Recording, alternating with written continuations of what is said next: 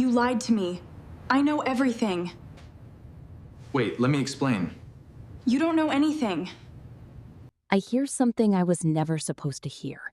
It starts as a laugh, the kind that used to belong to our apartment, and then it crescendos into a warmth in another woman's voice. Clear, practiced, familiar in a way that makes my hands go cold. I freeze on the couch, phone face down on the coffee table, and for the next 6 minutes and 32 seconds, I listen in complete silence. The recording's red dot blinks at 2:17 p.m. on a July Tuesday.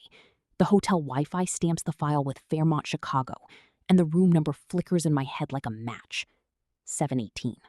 My chest tightens the way it did the first time I heard Billie Holiday on vinyl and wondered why a song could sound like a confession. I don't move. I am a listener and nothing else. The first voice is Ethan's, comfortable, practiced, trying to sound casual. And the second is a woman who calls herself Claire, with a clipped corporate clarity that makes her sound older than the red dress she wore in the lobby when I followed them. She says, "You said you were in meetings," as if she expects deception to be a mere scheduling error. He laughs. That laugh is a betrayal and a map. I replay the file once, twice, then let it run while I pack a black carry-on into the hallway closet, the one that used to hold our winter boots and a scratched Billie Holiday sleeve. I screenshot the timestamp, the message preview stacked in my mind. Same hotel, same room. Don't make me wait again. I screenshot the receipt for room 718, the card ending in 4419, and the confirmation email that listed flights, none of which matched the airline he told me he'd flown. By 5:03 a.m., I am booked on the earliest flight to Chicago. My fingers are numb from the coldness of the screen and the certainty that blooms like frost across a window.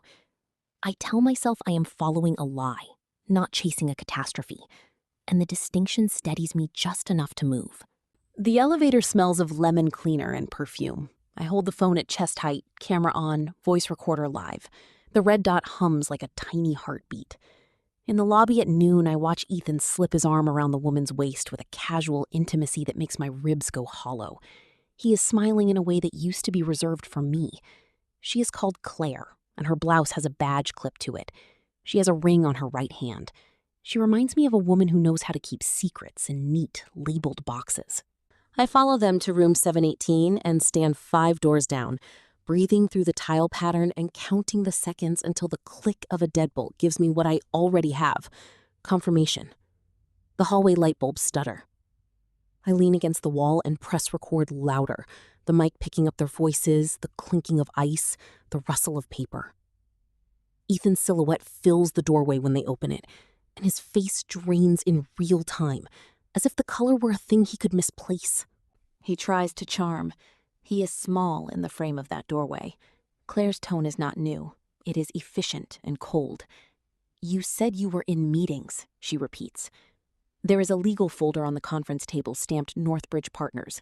I can see the logo when the light hits it. Contracts, signatures, term sheets fanned like evidence. I do the thing he taught me.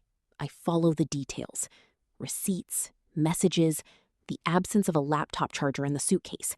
These are the breadcrumbs. I turn the phone and show them the messages. His own words, the one that made me leave before dawn. Ethan reaches for the device. I step back. A chair crashes into the table and contracts fly like white birds, pages exposed. For a moment, the sound is only paper and breathing. Then I speak, and the quiet snaps into an order I can manage. Everything. Names, dates, receipts, messages. I have it all. He laughs then, brittle, foolish, and says I don't. I scroll the thread. Claire snaps her phone shut.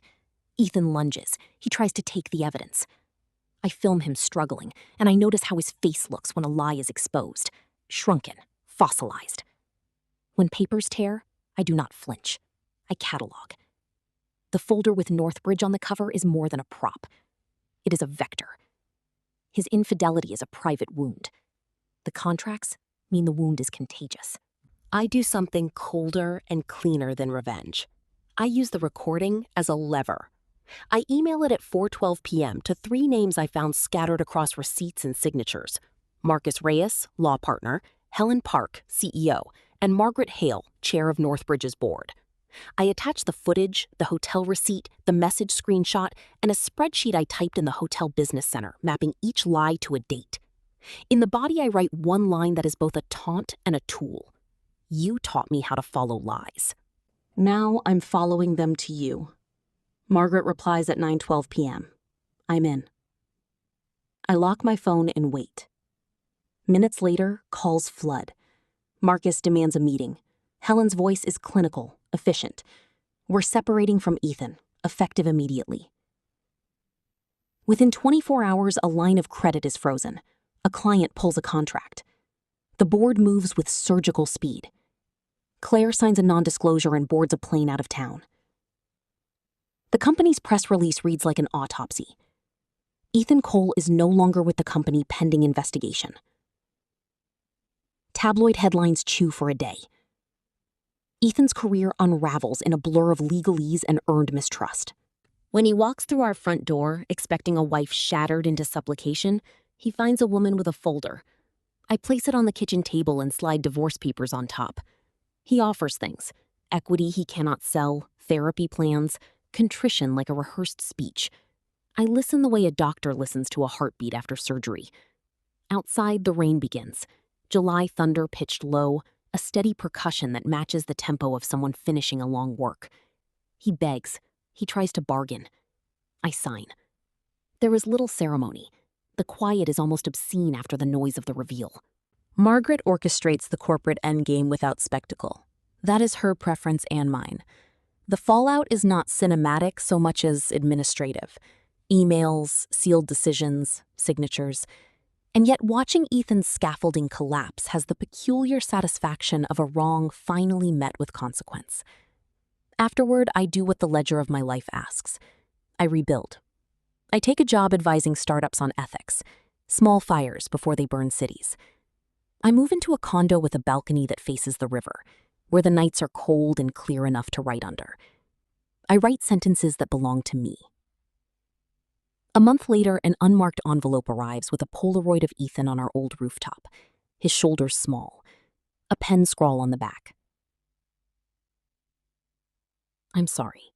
I keep the photograph for a week and then burn it in the sink. The ash smells like moments you almost forgive. People call me brave, others call me cold. Labels are a currency I no longer spend.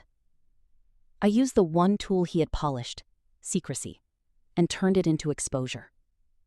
That is not revenge so much as reparation. It is the act of unmaking what had been built on lies. If there is a single instruction I would leave for anyone who finds a suspicious receipt or an odd message, it is this: record, map, and follow. Truth is heavier than a secret. And once you set it down, you will know the weight of your own future.